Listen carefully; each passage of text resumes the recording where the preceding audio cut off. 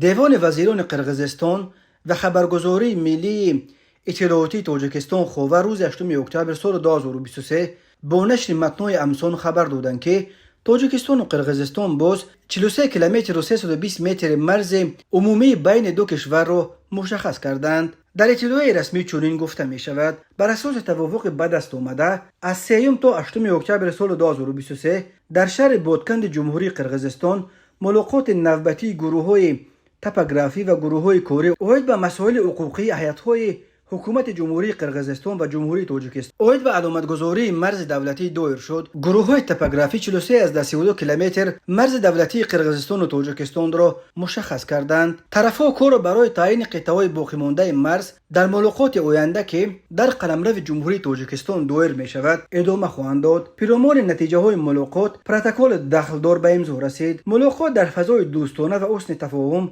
برگزار شد. تفصیلات دیگر توافقات به دست آمده نشر نشده است. ملاقات گروه توپوگرافی و حقوقی که در بادکند بلافاصله بعد ملاقات سران هیئت‌های حکومتی در مذاکرات مرزی رئیسان کمیته‌های دولتی امنیت ملی دو کشور سیمومین یتیم و قمچبک توشیف دایر شد. در انجام ملاقات یتیم و توشیف که روز 2 اکتبر در بادکند دایر شد پروتکل رقم 44 به امضا رسید. متن این پروتکل در یگان جا نشر نشده است ولی هم توشیف و هم یتیم و هزار داشتند که این سند رو به سوی حل نهایی مشکلات مرزی دو کشور باز می کند. یادآور می شویم با گذشت 30 سال از سقوط اتحاد شوروی از 970 کیلومتر مرز تاجیکستان و قرقیزستان تا کنون بیش از 300 کیلومترش همچنان تعیین و علامتگذاری نشده است. در قطعه‌های بحثی که اساساً در مرز دو کشور جایگیر شدند هر سر چند وقت بر اثر آب و زمین و چراگاه و راه مناقشه ها رخ می‌دهند. این مناقشه ها بعضاً به تیرپرانی ها می‌پیچند و باعث علاقت مردم از دو طرف می‌شوند. در 2 سال اخیر